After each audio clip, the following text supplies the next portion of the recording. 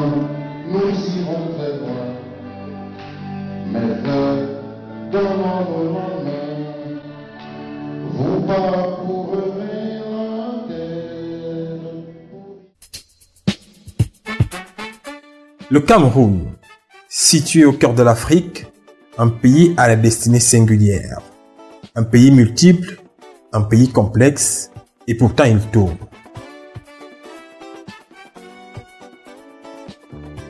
Les Camerounais connaissent très bien ce qui est à sauvegarder, c'est-à-dire la paix et l'unité de ce pays.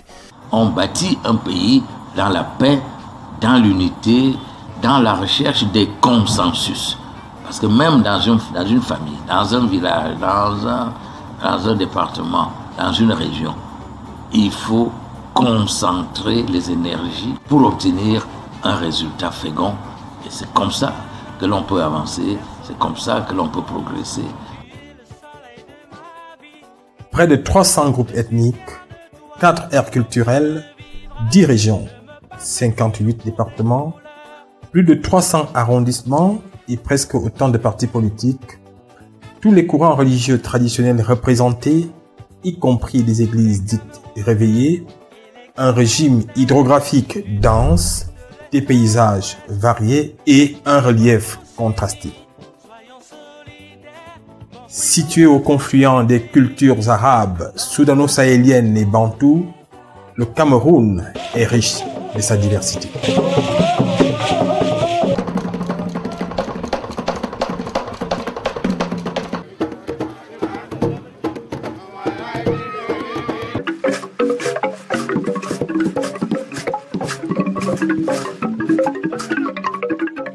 Le Cameroun trouve toute sa richesse dans sa diversité. Mais il faut également savoir que pour les politiques que nous sommes, la gestion de la diversité est un défi. La gestion de la diversité est un défi parce que le politique doit tout mettre en œuvre pour que cette gestion se développe de manière harmonieuse, pour que chaque singularité soit prise en considération dans le déploiement de la vision de l'État.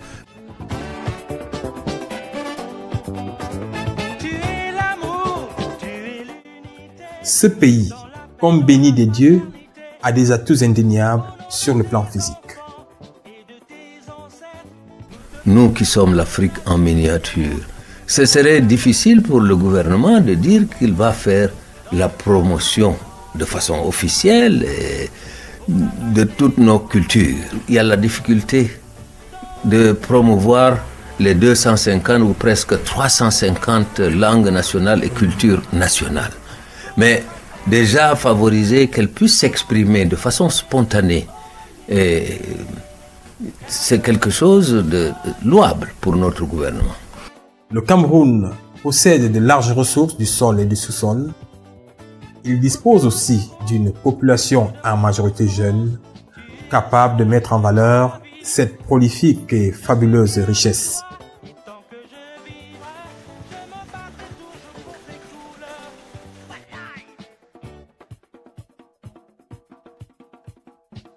La compréhension et la lecture de ce pays multiple peut souvent être éclaboussée d'incompréhensions plurielles, nées des difficultés à cerner cette diversité qui le caractérise.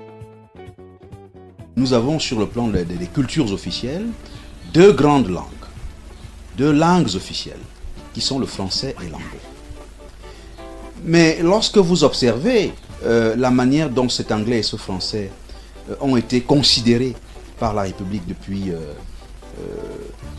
je dirais, depuis les années 72, on va dire, hein, eh bien, tout cela a conduit en réalité à l'importante crise sociopolitique que nous connaissons aujourd'hui dans les zones anglophones. La réalité étant ici que nous ne sommes toujours pas aptes à organiser la vie de notre pays en respectant ces deux communautés, en respectant leurs spécificités culturelles, en respectant le fait que, du point de vue de la culture juridique, le common law est une tradition spécifique. En réalité, le bilinguisme constitue la richesse pour un pays. Parce qu'une langue ce n'est pas tout simplement un instrument d'expression, mais c'est un univers qu'on découvre, c'est une culture qu'on peut appréhender à travers la clé que constitue la langue. Nous avons commencé ce pays avec une constitution qui était adoptée après une conférence. Et comme ces deux entités existaient à l'époque, nous avons adopté une organisation qui devrait amener à un progrès plutôt vers l'unité, mais pas vers la marginalisation d'un côté en faveur de l'autre. Ces langues sont utilisées dans le monde entier. Et donc c'est plutôt un atout que nous devons développer. C'est tout à fait normal dans une société qui est de temps en temps des petits flottements, mais en réalité, cela n'enlève en rien l'ardeur, la ferveur et la splendeur de notre unité nationale. Lorsqu'on prend en considération les enjeux conjoncturels, qu'est-ce que j'appelle les enjeux conjoncturels? Je parle ici des calculs de la petite politique, je parle ici des revendications qui parfois portent des stigmates, des options qui ne représentent pas réellement les propres aspirations de notre pays. On peut dire que ces deux instruments hérités de la colonisation sont déjà en train de phagocyter notre volonté d'être Camerounais et même de demeurer Camerounais et même de mourir pour notre pays. En France, il y a la langue bretonne, la langue basque, l'alsacien. La diversité culturelle est forte en France. Et ça ne fait pas de la France un pays désuni. Je vais aussi citer le cas de l'Allemagne. Il y a plusieurs autres langues en Allemagne que l'allemand.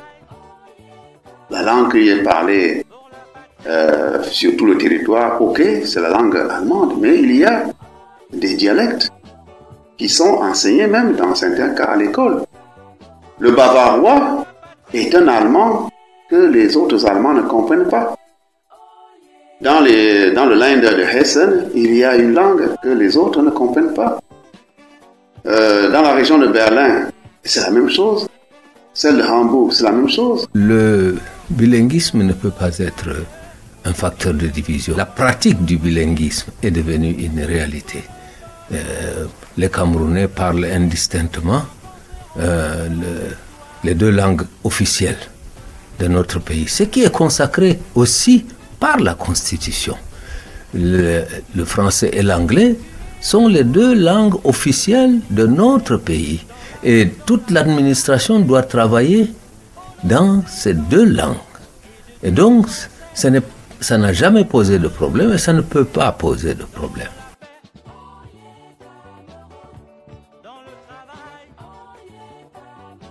Les multiples appartenances culturelles dans le jeu naturel et sociologique des influences de proximité se croisent avantageusement dans un continuum de composition du faisceau culturel national.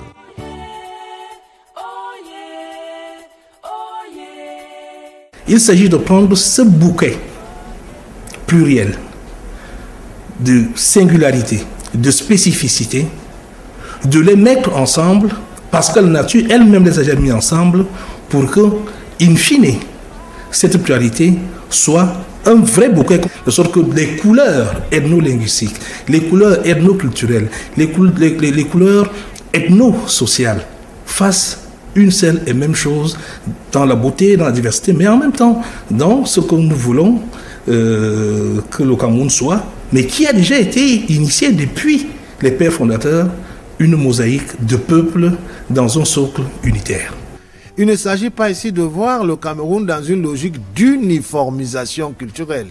Il s'agit ici de concevoir un cadre qui puisse permettre l'émancipation d'une coexistence entre les singularités des peuples. Il faut trouver un cadre où le Béti se trouve à l'aise, où le Bassa se trouve à l'aise, le Bamileke se trouve à l'aise, parce que ce qui fait la beauté d'une gerbe de fleurs, c'est pas une fleur. C'est l'harmonie qu'on peut développer à travers notre regard et qui puisse nous permettre de capter toutes les couleurs qui émanent de la gerbe de fleurs.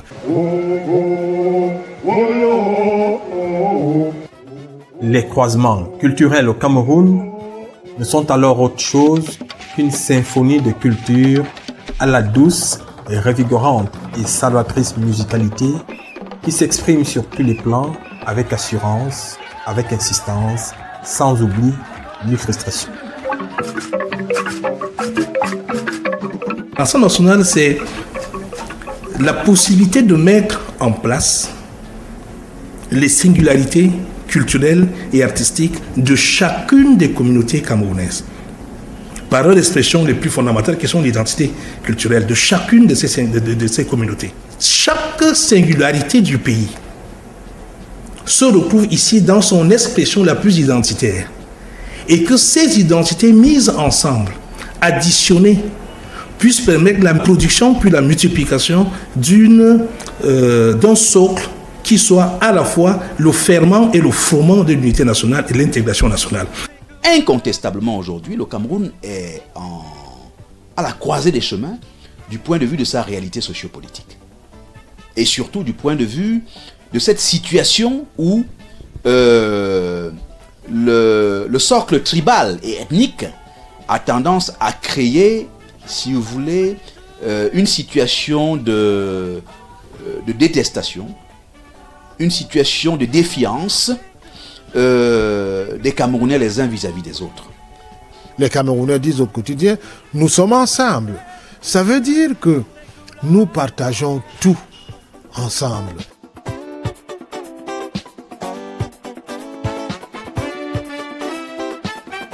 Le modèle achevé de cette forte expression multiculturelle reste encore le segment médiatique où l'ensemble du faisceau culturel national doit et veut se connaître et se reconnaître.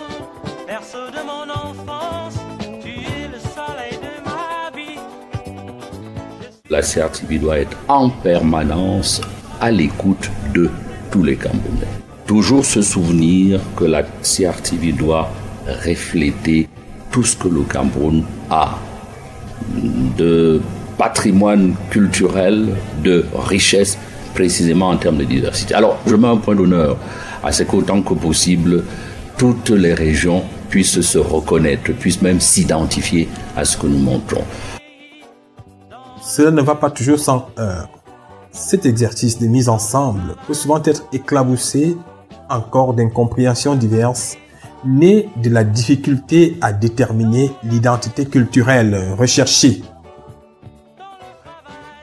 Nos créations sont à la fois multilingues, c'est-à-dire que nous travaillons dans autant de langues que cela est possible. On ne peut pas avoir toutes les langues, c'est difficile, mais nous faisons l'effort d'avoir accès à toutes les langues. Mais nous exprimons également dans les deux langues officielles qui sont le français et l'anglais. Donc quand vous venez suivre une prestation théâtrale de l'ensemble national sous le label du Théâtre National, vous allez avoir des œuvres, des prestations faites en français et en anglais. Et en ce moment-là, vous vous rendez compte que vous comprenez toutes les langues. On s'assure que les deux langues, pour commencer, sont valablement représentées. Maintenant, il y a ce que les gens ne voient pas. Le dernier organigramme, celui qui date de juin 2017, a mis en place tout un département qui est là pour observer le comportement en termes de bilinguisme, en termes de multiculturalisme, en termes de diversité. Les émissions qui reflètent cette réalité, parce que c'est un des axes majeurs que j'ai prescrit à tout le monde, l'authenticité, montrer ce que le Cameroun a de profond, ce que le Cameroun a de particulier, cela doit pouvoir s'entendre à la radio comme cela doit pouvoir se voir à la télé. Have you got problems with your family life, at work, your relationship or your rights? Follow Me vous offre désormais une tribune. So follow us from Mondays to Thursdays de 11h à 12h on the CRTV. Avec Eleanor and Sidonie. Follow us on Follow Me.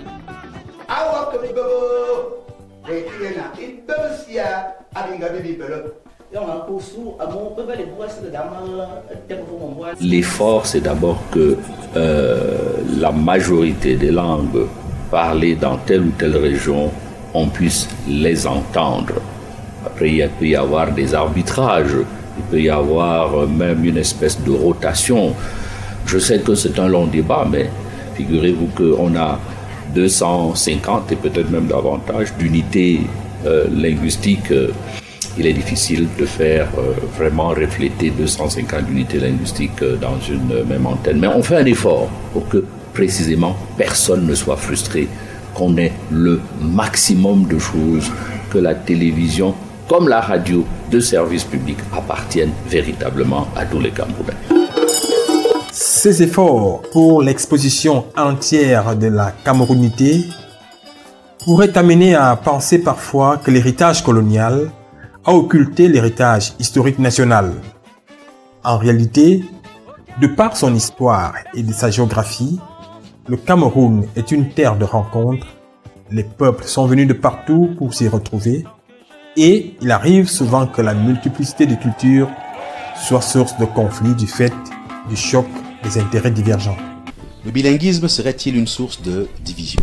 Ce sont les velléités inacceptables de sécession, de division du Cameroun, de partition du Cameroun, qui sont les facteurs de division. La manière dont ce bilinguisme est géré, l'appréhension de ce bilinguisme par les dirigeants du Cameroun n'est pas de nature à, si vous voulez, à permettre que ce bilinguisme-là se déploie de manière satisfaisante et de manière convenable pour l'ensemble des deux communautés linguistiques officielles qui constituent le Cameroun. Le Cameroun dispose de deux instruments qui sont très indispensables à son développement, mais qui peuvent également devenir un obstacle dès lors que nous ne parvenons pas à mettre en évidence une stratégie ou une démarche susceptible de développer une coexistence harmonieuse entre les deux visions du monde que peuvent véhiculer ces deux langues. Dans ce foisonnement, une locution est remise à la mode par le chef de l'État camerounais lui-même au cours des dernières années, comme pour rappeler à la conscience collective une réalité très ancienne du vécu quotidien des Camerounais, le vivre ensemble. Notre pays s'est engagé résolument dans une nouvelle phase de son grand projet pour l'accélération de la croissance, la création d'emplois et des richesses. Les circonstances au fil des bois ont mis à rude épreuve cet élan prometteur. De même, un certain frémissement sur le front social et politique a semblé par moments fragiliser les fondements même de notre vivre ensemble. Mais nous avons toujours su tenir bon au bout du compte. Dans la pratique, la réalité reste implacable. Les Camerounais vivent les uns avec les autres, emboîtés, liés, unifiés. Dans les restaurants, il n'est pas rare de voir un fringant sawa du littoral se délecter d'un bon bol de nagay boko ou de rencontrer un imposant massa de Yagua, réjouir son palais avec un bon dolé. Autour de la table, les Camerounais restent foncièrement intégrés.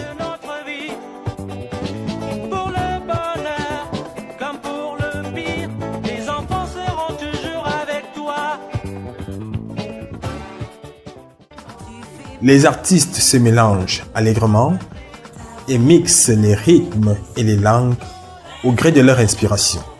Au grand bonheur des mélomanes qui se trémoussent sans distinction sur le dance floor, au rythme de ces fleurs musicales qui racontent la vie d'un peuple conscient d'un destin commun et inaliénable.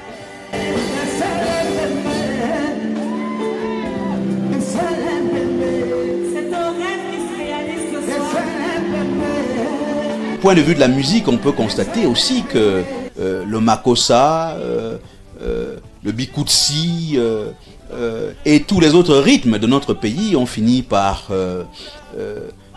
j'ai envie de dire, inonder, irriguer l'ensemble du pays, et que, au fond, de ce point de vue, on peut considérer qu'il n'y a pas de problème.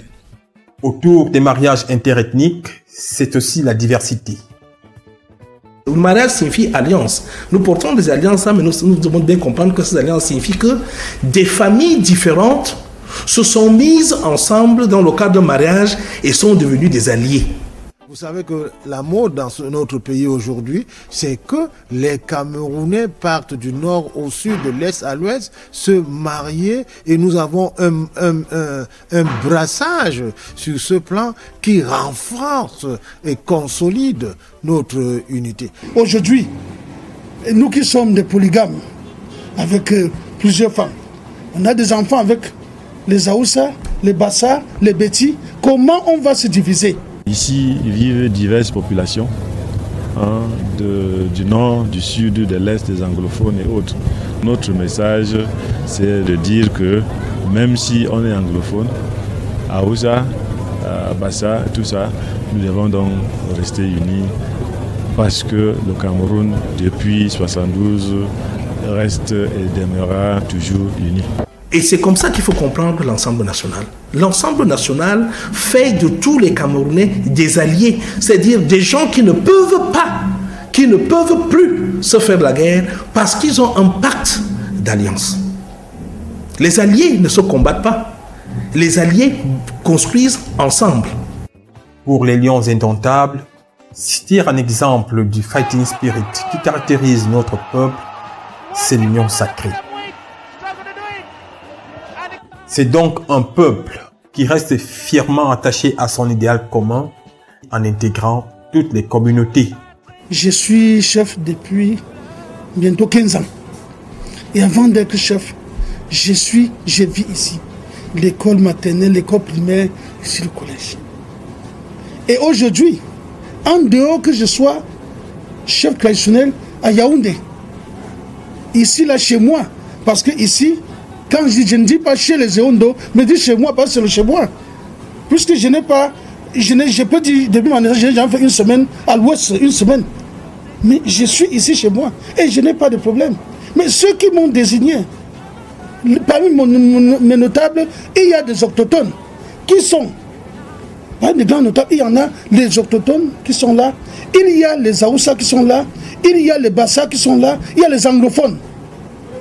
Donc ici, là, le vivre ensemble est devenu un élément important pour notre pays. Cet idéal-là constitue ce qu'il est appelé aujourd'hui l'exception camerounaise. Il y a une exception camerounaise d'abord en Afrique. Il y a très peu de pays qui ont cette diversité comme la nôtre et qui arrivent en plus de la diversité à préserver la paix, l'unité, la stabilité de leur pays, de leur nation. Et donc, c'est une exception dont nous devons être fiers, que nous devons tout mettre en œuvre pour préserver.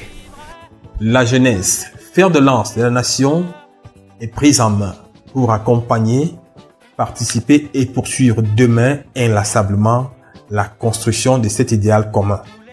Nous avons un programme d'éducation civique qui est mis en œuvre aussi bien dans les clubs d'éducation civique et d'intégration nationale qui sont créés en milieu scolaire, universitaire, extrascolaire, parce qu'à travers les activités post- et périscolaires, mais également dans les villages et quartiers.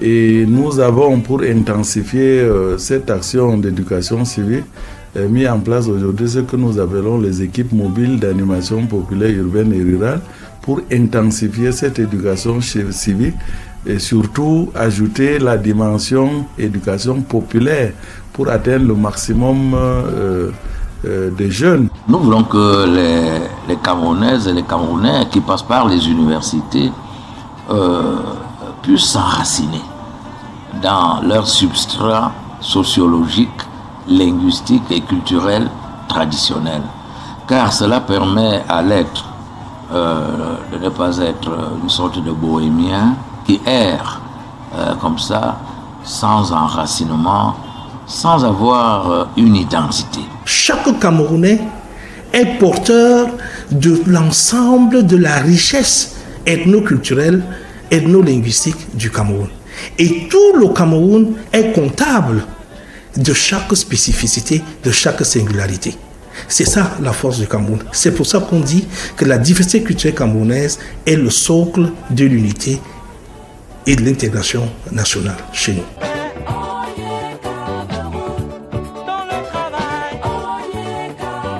Exemple achevé d'intégration et de vivre ensemble avant la lettre, le Cameroun est situé au carrefour des peuples, des cultures et des civilisations, un pays complexe, un peuple ondoyant et divers, riche de ses cultures.